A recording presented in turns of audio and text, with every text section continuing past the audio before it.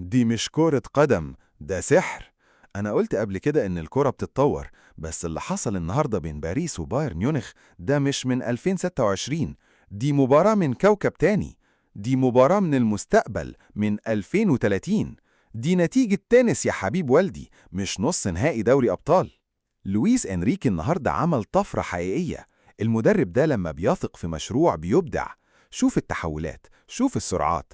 عثمان ديمبلي في نسخة مرعبة، وأشرف حكيمي اللي بيقدم دروس في مركز الظهير العصري، وكفارة اللي بيلعب كأنه في بلاي ستيشن. باريس النهاردة فريق مكتمل الأركان هجومياً، عرفوا يفككوا دفاعات البايرن بالسرعة والجرأة. على الناحية التانية، كومباني كان النهاردة زينا، كان بيتفرج من المدرجات.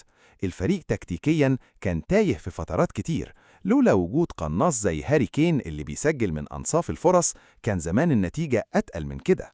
البايرن محتاج مراجعة كبيرة قبل العودة، لأن المساحات دي في الأليانز أرينا هتبقى انتحار. لكن خلونا نقف عند النجم الأول، لويس دياز. أنا عايز أوجه رسالة لإدارة ليفربول. اتفرجوا، اتفرجوا لويس دياز بيعمل إيه في بايرن ميونخ بعد ما ساب ليفربول.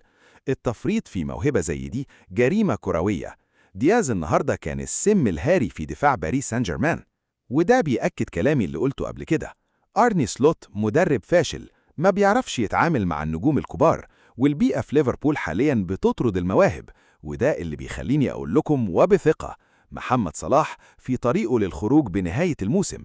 لما تمشي دياز وتفرط في مفاتيح لعبك، يبقى أنت بتهدم اللي بناه كلوب في سنين.